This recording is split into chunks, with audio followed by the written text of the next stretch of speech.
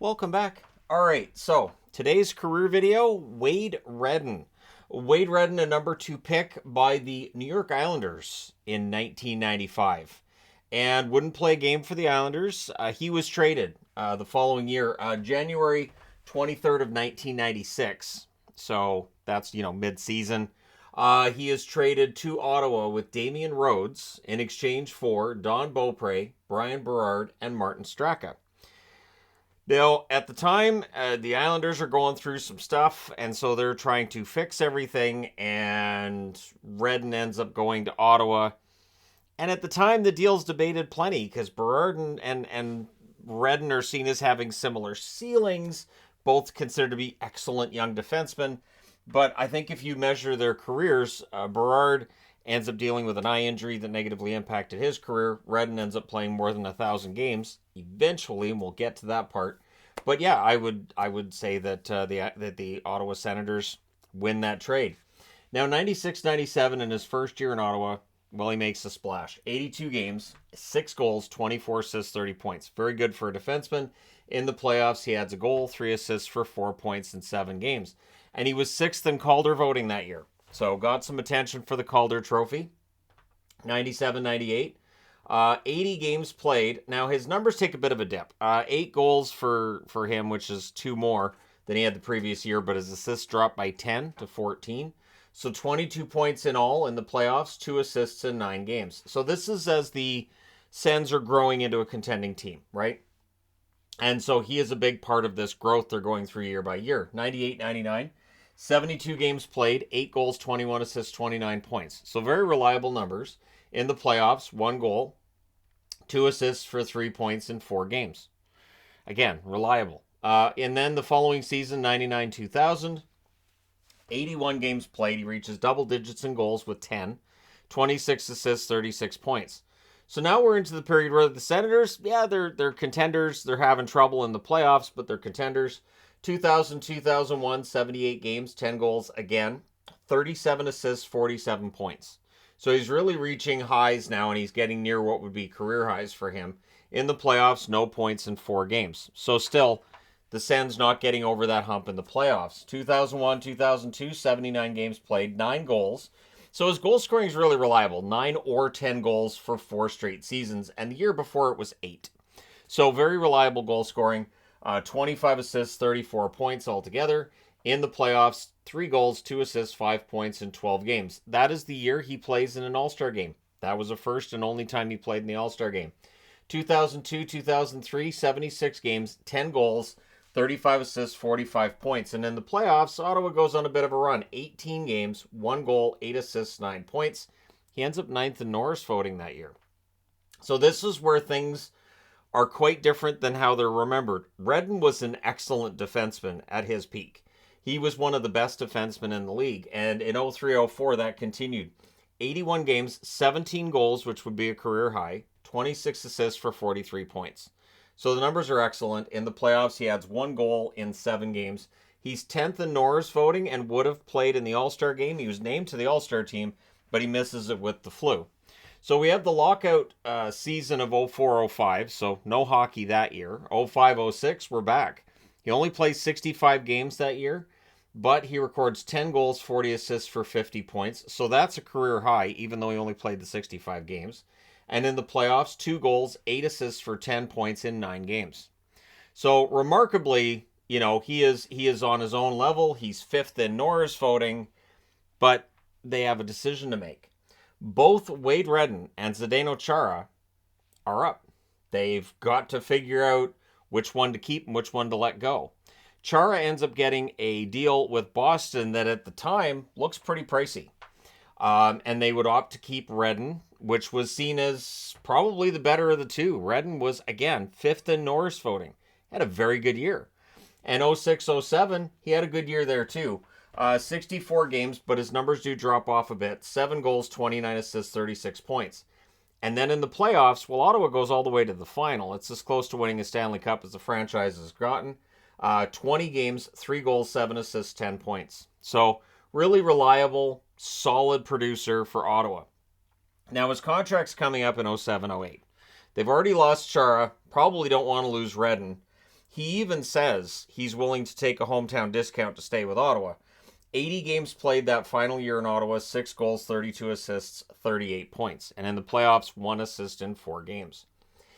So when the season comes to an end abruptly in the playoffs, it was pretty clear that Redden was probably going to move on. That while he was willing to take a hometown discount to stay in Ottawa, they really don't end up being able to or want to afford his price.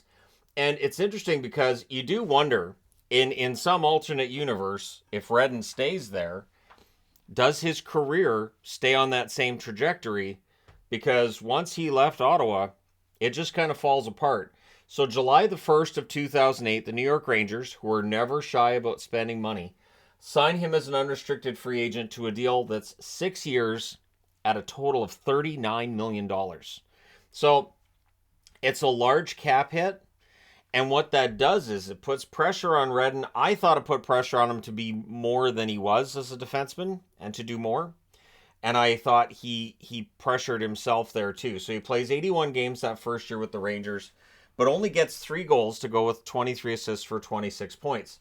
So from an offensive perspective, it's the lowest numbers he's put up since 97-98, but he's being paid like a top defenseman in the NHL. You know, $6.5 million cap hit, nothing to sneeze at back in 2009.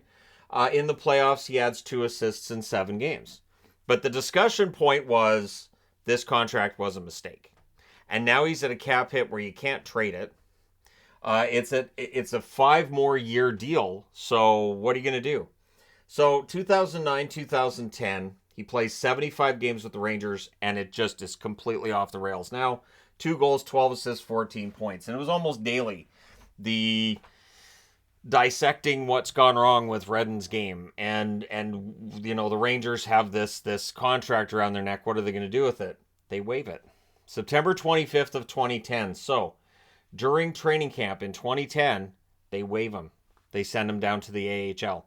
He had a decision to make. Would he retire or would he report? He debated about whether or not to keep playing and opted to do so. So, ridiculously close to 1,000 games played. He's sent down to the AHL. And he plays well. And he does his best to help lead some of the young guys in the Rangers organization. And he's stuck there. And so what happens is the Rangers now have cap space to go out and get somebody else. But there's teams crying foul. They've taken a $6.5 million cap hit and buried it in the minors. So now in the National Hockey League, you can only bury like $1 million worth of a contract. It's the Wade Redden clause. Wade Redden was sent down to the minors despite his cap hit, and it all went away. It all went to the AHL. He was the highest paid player in the American Hockey League in its history. $6.5 million a year to play for the Hartford Wolfpack. So he's down there, he's doing his best, and eventually we get to a lockout in 2012.